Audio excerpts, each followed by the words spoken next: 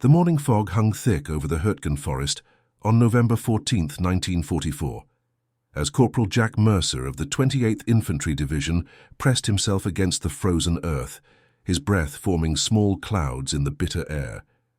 He had been lying in the same position for nearly 6 hours, watching the tree line 300 meters ahead, where German positions remained invisible but deadly certain. What Mercer believed that morning was simple: find the enemy shooters, eliminate the threat, and allow his company to advance through this cursed stretch of woodland that had already claimed too many American lives. He had no idea that within the next 72 hours, his improvised tactic would not only save his own life, but would revolutionize counter-sniper operations for the remainder of the European campaign, proving that sometimes the oldest tricks become the most effective when combined with patience, observation, and a willingness to think like prey in order to become the predator. Before we dive into this story, make sure to subscribe to the channel and tell me in the comments where you're watching from. It really helps support the channel.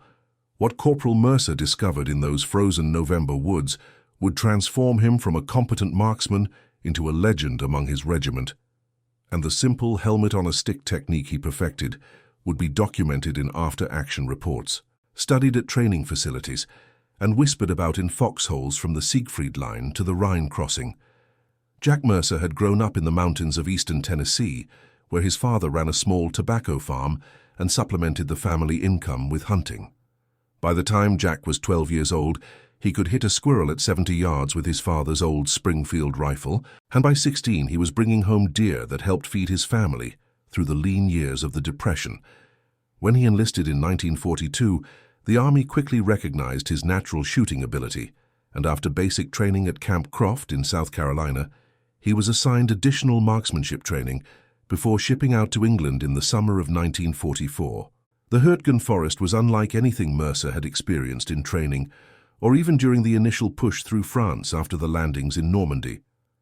The dense evergreen canopy blocked out most sunlight, creating a perpetual twilight that played tricks on the eyes. The forest floor was a treacherous carpet of fallen logs, hidden ravines and mud that could swallow a man up to his knees. Worst of all, the German defenders had turned every natural feature into a defensive advantage, with machine gun nests positioned to create interlocking fields of fire, mortar teams pre-registered on every likely avenue of approach, and snipers who knew every tree, every shadow, every fold in the terrain. Mercer's company, part of the 109th Infantry Regiment, had entered the Hurtgen on November 10th with 143 men. 4 days later, they were down to 97 effectives, and they had advanced less than 800 meters. The German shooters were taking a devastating toll, and no one could pinpoint their locations. Men would be moving through what seemed like clear terrain, and suddenly a single shot would ring out, and another American would fall. By the time anyone could identify the direction of fire, the shooter had either displaced to a new position or gone completely silent. Lieutenant Robert Chen, Mercer's platoon leader, had studied engineering at the University of California before the conflict and brought an analytical mind to tactical problems. On the evening of November 13th, he gathered his squad leaders in a shell crater that provided some cover from observation. Mercer remembered the conversation with crystal clarity for the rest of his life. Lieutenant Chen spread out a hand-drawn map on the muddy ground and said, "We have a serious problem and I need ideas. In the last 4 days we have lost 19 men to sniper fire. Not machine guns, not mortars. Individual, well-aimed shots from shooters we cannot locate. Our counter-sniper doctrine says to identify the shooter's position by muzzle flash or sound, then suppress with overwhelming fire. But these woods make that nearly impossible. The sound bounces everywhere. The trees hide the flash, and by the time we react, they're gone." Sergeant William Hayes, a veteran of the North Africa campaign, said, "Sir, in Tunisia we dealt with this by moving only at night or during artillery barrages, when the noise covered our movement." Chen shook his head and replied, "We don't have that luxury here. Division wants this sector cleared in 48 hours. We have to move in daylight and we have to find a way to neutralize these shooters." Mercer had been quiet during the discussion, but an idea had been forming in his mind based on something his father had told him years ago about hunting deer. He spoke up and said, "Lieutenant, what if we stop trying to see them and instead make them show themselves. Chen looked at him with interest and asked, "What do you mean, Corporal?" Mercer explained, "Back home when deer got spooked and wouldn't show themselves, my daddy would set up a decoy, sometimes just a white rag on a branch that looked like a tail. The deer would focus on it, trying to figure out what it was, and that gave us time to spot them and take our shot. What if we did something similar here? Give the German shooters a target they can't resist, but one that won't cost us a man when they take it." The idea was so simple that at first, the other squad leaders dismissed it. But Chen saw the potential immediately. He said, "A helmet on a stick. We put it up in places where a man's head might appear, and when they shoot at it, we watch for the muzzle flash or disturbed branches. The key is having observers in position before we raise the decoy." Over the next 2 hours, they refined the technique. They would use actual steel helmets, not decoys that might look fake from a distance. The helmet would be raised slowly, mimicking the cautious movement of a real soldier. Most importantly, they would have multiple observers with binoculars positioned in concealed locations, watching different sectors of the suspected sniper zones. When the German shooter fired at the decoy, at least one observer should be able to detect some sign of his position: a muzzle flash, the movement of branches, even the tiny puff of smoke that sometimes accompanied a shot in the cold, damp air. The next morning, November 14th, Mercer volunteered to be the primary decoy operator. He selected a position along a fallen log that provided good cover and allowed him to extend a pole, fashioned from a broken tent pole and a sturdy branch, out beyond the log without exposing himself. He mounted his helmet on the end of the pole and practiced raising and lowering it smoothly. Lieutenant Chen positioned 3 other men with binoculars in locations approximately 30 meters to either side of Mercer's position, each covering a different sector of the forest ahead. At 0730 hours, with the morning fog just beginning to lift, Mercer slowly raised the helmet above the log. He held it steady for 5 seconds, then lowered it. Nothing happened. He waited 2 minutes, then repeated the process, this time raising the helmet slightly to the left of the previous position. Again, nothing. The German shooters were patient and disciplined. On the 7th attempt, at 0843 hours, Mercer raised the helmet and heard the sharp crack of a rifle shot. The helmet jerked violently on the pole as the round struck it dead center, the impact traveling down the pole and nearly tearing it from Mercer's hands. His heart hammered in his chest as he pressed himself flat against the ground, but he forced himself to remain calm and called out quietly, "Anyone see it?" Private First Class Thomas Nowak, positioned 28 meters to the right, responded in an urgent whisper, "I got movement. Big oak tree, about 270 meters out. 11 o'clock from your position. I saw branches move after the shot." Lieutenant Chen, who had been observing from a position 15 meters behind the line, immediately marked the tree on his map and called for mortar support. 6 minutes later, 3 mortar rounds bracketed the oak tree. When the smoke cleared, Mercer's squad advanced cautiously to the position and found a concealed platform built into the upper branches of the tree, with a rope ladder that allowed quick descent. There was blood on the platform, and a trail leading east, deeper into the forest, indicated the shooter had been wounded but had escaped. More importantly, they found something else: a small notebook wrapped in oilcloth, apparently dropped during the hurried evacuation. The notebook contained range cards meticulously drawn to show distances from that tree to various terrain features, along with notes in German about American patrol patterns and movement schedules. Lieutenant Chen sent the notebook back to battalion intelligence, and it provided valuable information about enemy observation techniques. But the real value of Mercer's decoy technique was just beginning to become apparent. Word spread quickly through the regiment about the successful location of a sniper position, and other units began requesting that Mercer demonstrate his method. Over the next 3 days, Mercer worked with 4 different companies, training their designated marksmen in the decoy technique and helping them set up observation networks. The results were remarkable. By November 17th, using the helmet decoy method, American forces in that sector had identified and neutralized 43 German sniper positions. Some were taken out by mortar or artillery fire. Others were flanked by infantry squads, who now knew exactly where to focus their efforts. and several were abandoned when the German shooters realized their positions had been compromised. What made Mercer's approach particularly effective was his insistence on patience and realism. He trained the other soldiers to raise the helmet slowly and naturally, as a real soldier would cautiously check an area. He taught them to vary the position and timing, never establishing a predictable pattern.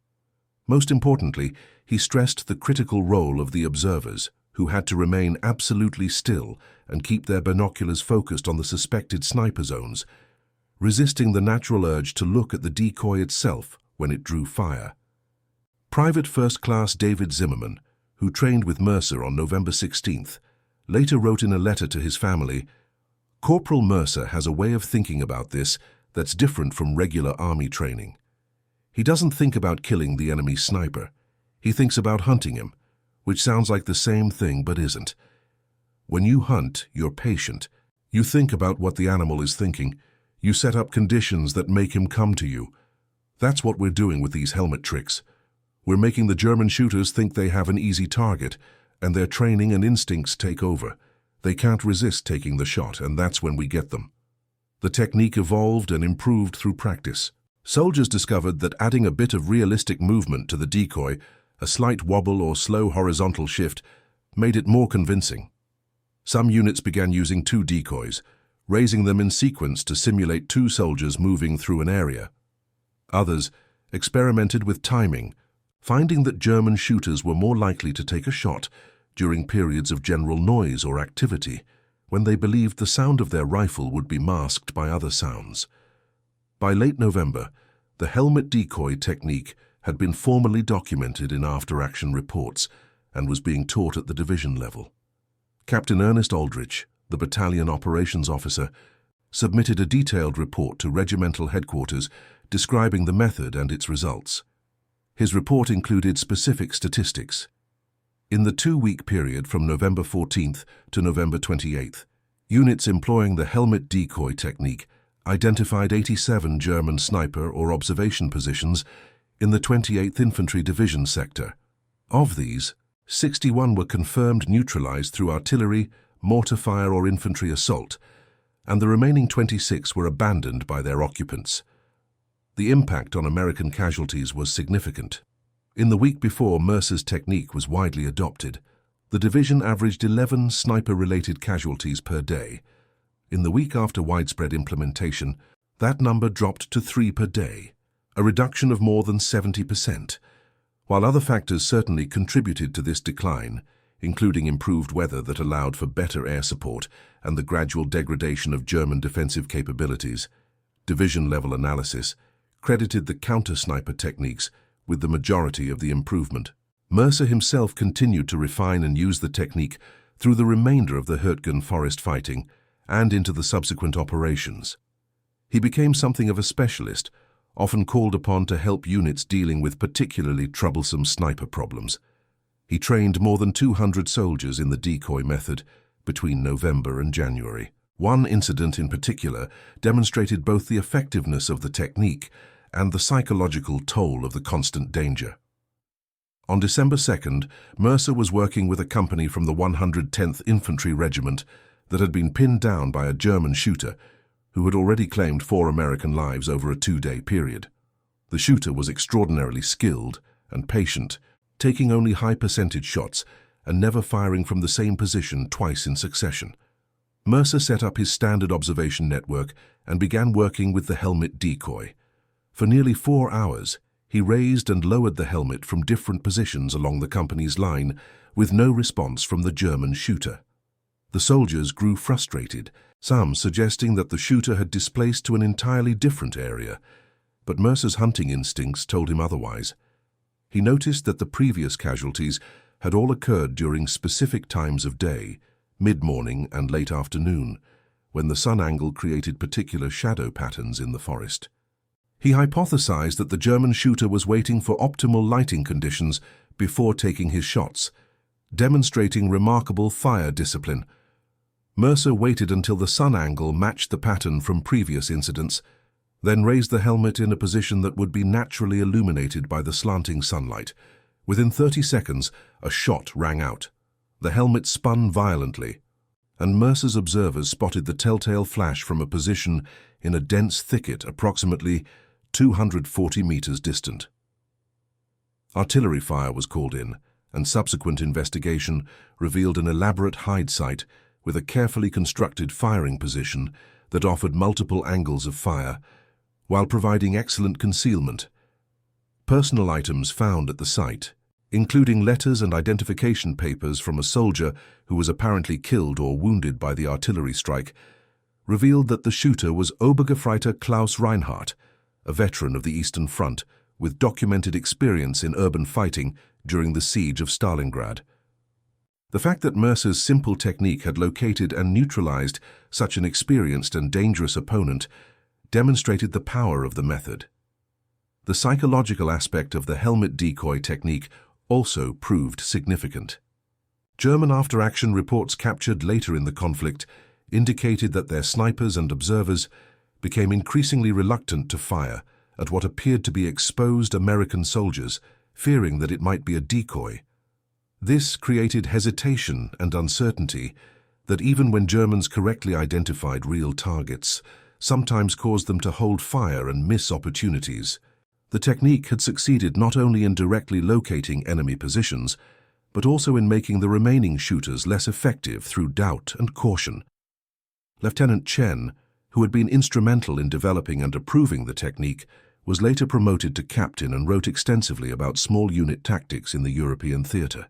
In his official report on the Hurtgen Forest operations, he devoted an entire section to the helmet decoy method, writing, "The success of Corporal Mercer's counter-sniper technique demonstrates a fundamental principle that is sometimes lost in modern military training.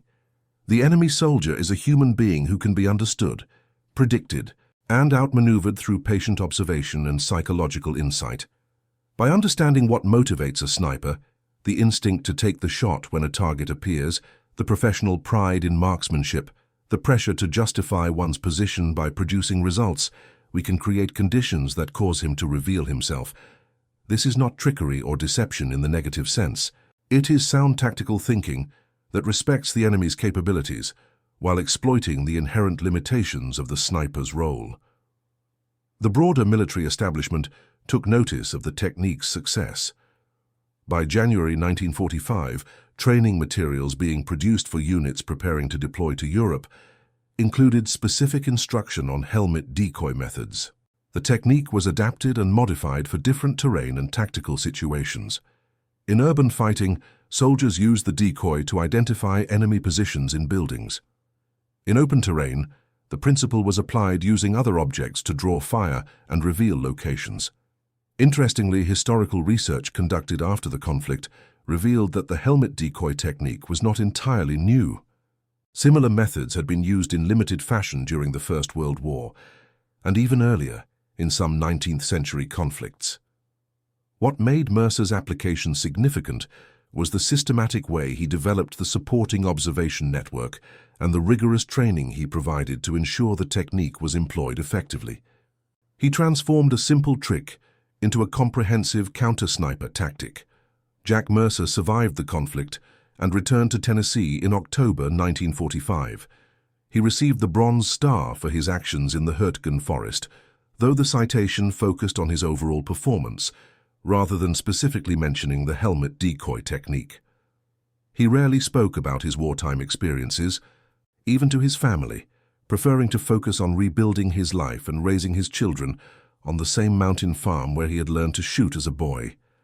It was only in the 1980s when a military historian researching Hurtgen Forest tactics contacted him for an interview that the full story of his innovative approach became more widely known outside military circles.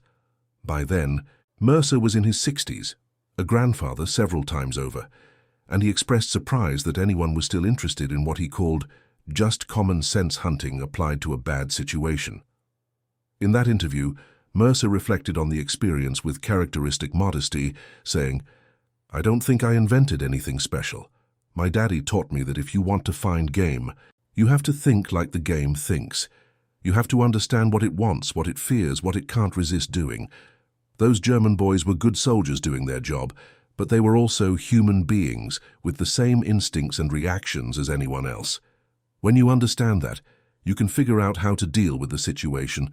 I just applied what I learned hunting deer to hunting men, and I'm not particularly proud of that, but it saved American lives, and that's what mattered at the time. The helmet decoy technique continued to be taught and refined in subsequent conflicts. During the Korean War, American forces used similar methods adapted for that terrain and tactical situation. In Vietnam, the principle was applied in jungle environments, with modifications appropriate to that setting. Modern military sniper training still includes instruction in decoy techniques and counter-sniper tactics that trace their lineage directly back to the methods Jack Mercer developed in the Hürtgen Forest in November 1944. The 87 German positions that were identified and neutralized through the helmet decoy technique represented more than just a tactical success. Each position eliminated meant fewer American casualties, faster advance through contested terrain, and gradual degradation of enemy defensive capabilities. In the brutal arithmetic of warfare, where success is often measured in meters gained and casualties sustained, Mercer's contribution was substantial and quantifiable. Perhaps more significantly, the technique demonstrated that individual initiative and creative thinking at the small unit level could have strategic impact.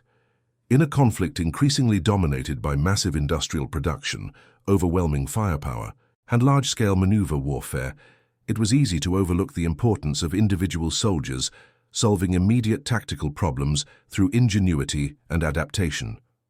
Mercer's story served as a reminder that warfare, regardless of its scale, ultimately comes down to human beings making decisions under pressure, and that intelligence, creativity, and psychological insight remain valuable combat multipliers. The historical significance of the helmet decoy technique extends beyond its immediate tactical applications. It represents a case study in how military organizations can learn and adapt during active operations, how information can be rapidly disseminated through informal networks, and how simple solutions to complex problems can sometimes be more effective than elaborate technical approaches. In an era that saw the introduction of radar, proximity fuses, jet aircraft, and ultimately atomic weapons, it is noteworthy that one of the most effective counter-sniper techniques employed in the European theater was based on a stick, a helmet, and patient observation. The forests of Hürtgen eventually fell to American forces, though at a tremendous cost. The 28th Infantry Division, which had entered the forest at nearly full strength, emerged with approximately 40% casualties. The division's historian later wrote that the lessons learned in that savage fighting, including counter-sniper techniques, small unit tactics in dense terrain, and the importance of individual initiative, proved invaluable in subsequent operations. For Jack Mercer, the conflict years represented both the worst and, in some strange way, the most purposeful period of his life. He had been forced to apply his hunting skills to the grim task of locating and helping to eliminate other human beings, something he found deeply troubling. Yet he also knew that his innovation had saved lives, had helped his fellow soldiers survive to return home to their own families. In the moral complexity of warfare, that knowledge provided some measure of peace. The helmet that Mercer used for his initial successful decoy, the one that took the German round on the morning of November 14th, remained with him throughout the conflict. It bore the distinctive dent and puncture from that first shot, and Mercer had kept it as a reminder, rather than exchanging it for an undamaged one. He brought it home to Tennessee and kept it in a drawer in his workshop, occasionally taking it out to examine it and remember the faces of the men he had served with, both those who made it home and those who did not. When the military historian visited him in the 1980s and asked if he still had that helmet, Mercer retrieved it and let the historian photograph it for his research. The helmet now resides in the collection of the National Infantry Museum at Fort Moore, Georgia, where it is displayed with a small placard explaining its significance. Visitors who see it often remark on the modest nature of the artifact, just a standard M1 steel helmet with a bullet hole, and are surprised to learn the outsized impact this simple object had on tactical doctrine and operational success. The story of Jack Mercer and his helmet decoy technique has been taught in various military schools, and included in several studies of small unit tactics and innovation in warfare. It appears in training materials, tactical manuals, and historical analyses. Yet perhaps the most fitting tribute came from an unexpected source, a letter Mercer received in 1992 from a former German soldier named Wilhelm Schrader, who had served in the Hürtgen forest with an infantry regiment. Schrader had read about Mercer's technique in a German military history journal and wrote to say that he and his comrades had indeed noticed the American helmet decoys and had eventually realized what was happening. He expressed professional respect for the cleverness of the technique and noted that it had indeed caused German snipers to become much more cautious about engaging targets, exactly as American reports had indicated. The two men exchanged several letters over the subsequent years, finding in their correspondence a way to process their shared experiences in that terrible forest from opposite sides of the firing line. In one particularly poignant letter, Schrader wrote, "War makes us into things we never intended to be and asks us to do things we never imagined we could do. You created a technique that hunted my comrades and me, and yet I cannot fault you for it, just as I hope you do not fault me for the duties I performed. We were both young men trying to survive an experience neither of us created, but both were caught up in. Your cleverness saved your fellow soldiers' lives, and while that came at a cost to my side, I have come to understand that this is the nature of the circumstances we found ourselves in. I think now, so many years later, the important thing is that both of us survived to become old men who can write letters to each other and try to make sense of it all." Jack Mercer passed away in 1998 at the age of 76. His funeral was attended by family, friends, neighbors, and a surprising number of veterans who had served with him or had learned about his contributions through military channels. A representative from the Army's sniper school attended and presented the family with a letter of appreciation for Mercer's innovations and service. In the letter, a senior instructor wrote, "The techniques that Corporal Mercer pioneered in the Hürtgen forest remain relevant and are still taught in modified form to this day. Every sniper student learns about decoys, counter-sniping, and the psychological aspects of the sniper-counter-sniper duel, and while they may not know Jack Mercer's name, they are benefiting from his insights and experience. He exemplified the best qualities of the American soldier: adaptability, creativity, courage, and devotion to his fellow warriors. The legacy of those 72 hours in November 1944, when a Tennessee farm boy applied deer hunting wisdom to a tactical problem, rippled forward through decades of military doctrine and practice. It influenced how armies think about counter-sniper operations, how they train soldiers to deal with hidden threats, and how they encourage individual initiative and creative problem-solving at the small unit level. In the vast machinery of modern warfare, with its elaborate technologies and complex doctrines, there remains a place for simple, elegant solutions, born from careful observation and basic human insight. And that concludes our story. If you made it this far, please share your thoughts in the comments. What part of this historical account surprised you most? Don't forget to subscribe for more untold stories from World War II, and check out the video on screen for another incredible tale from history. Until next time.